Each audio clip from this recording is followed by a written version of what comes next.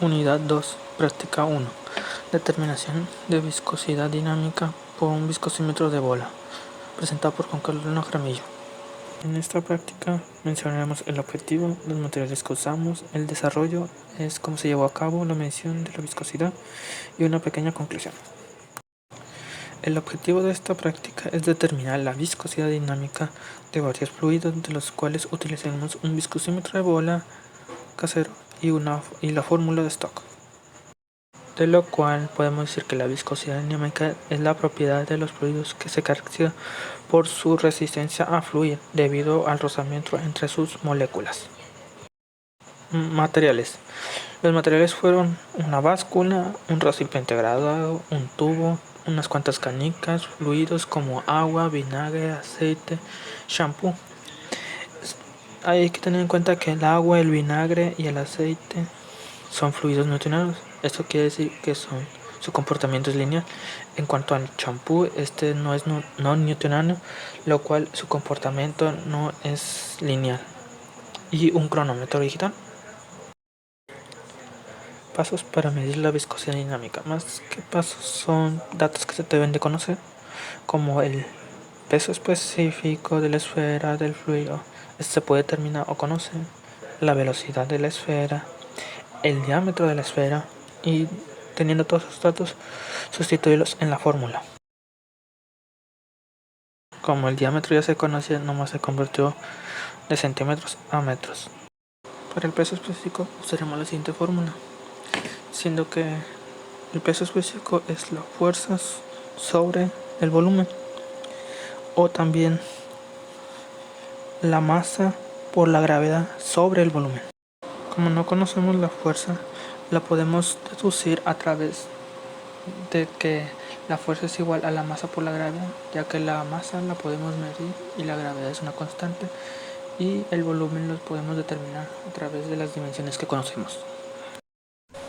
Como las canicas tienen una masa muy pequeña, se usaron 10 para sacar un promedio.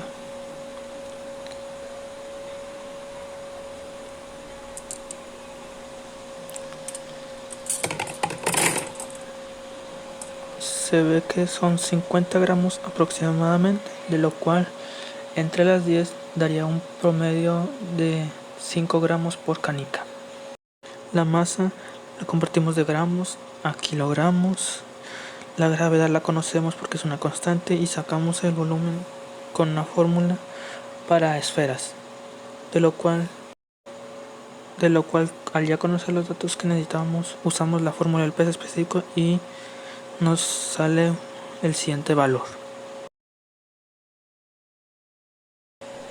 Como ya conocemos la fórmula del peso específico, necesitamos conocer la masa, en este caso nuestro recipiente graduado. La masa aproximada sería de unos 25 gramos. En este caso mediremos la masa de nuestro recipiente graduado con el fluido, en este caso agua, que tiene una masa aproximada de 125 gramos. Como ya conocemos la masa del recipiente y del recipiente con el fluido, haremos una diferencia para sacar la masa del fluido. Como ya conocemos la masa del fluido, determinaremos el volumen, siendo que este va a ser una constante para todos nuestros recipientes, y después usaremos la fórmula del peso específico para determinarlo, de lo cual obtuvimos un resultado. Ahora se tomarán los tiempos de la esfera en caer, y de lo cual se sacará un promedio.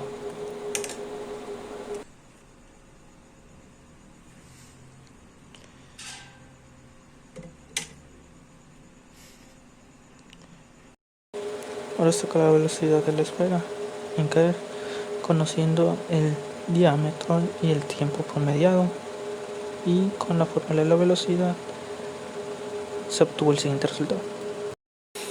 Ya que obtuvimos todos los datos para determinar la viscosidad, ya simplemente los sustituimos en la fórmula y obtenemos el siguiente resultado. ya sabemos, para determinar la viscosidad usamos la fórmula anteriormente vista, de lo cual debemos conocer el peso específico, de lo cual un dato que debemos de conocer es la masa. En este caso, la masa del recipiente con el fluido es de 137.5 gramos. Para determinar la masa del fluido haremos una diferencia entre la masa del fluido con el recipiente menos la masa del recipiente, que en este caso es el tubo, ya que tenemos la masa del fluido y otros valores que son constantes o que usaremos para todos nuestros fluidos, los sustituimos en la fórmula del peso específico y obtenemos el siguiente valor. Obtendremos los tiempos de la esfera en caer ahora en el siguiente fluido, que es vinagre.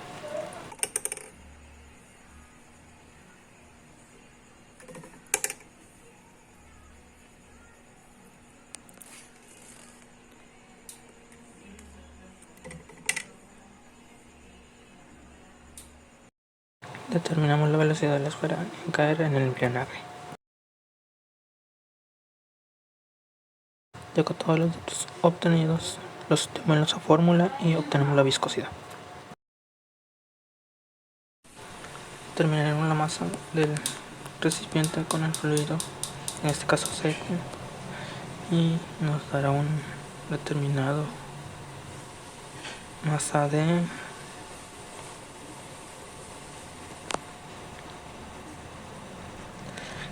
112.5 gramos. Obtenemos el peso específico del fluido, en este caso aceite, con los datos obtenidos y los sustituimos en la fórmula.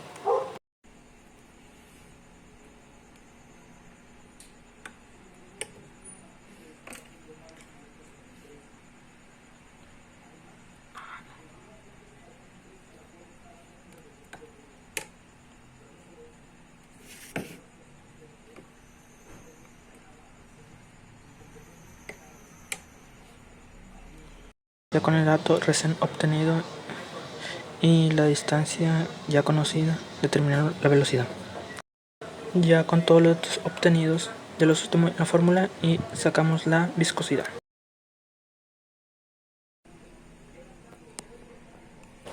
A continuación se obtendrá la masa del recipiente con el fluido y este nos dará un número aproximado de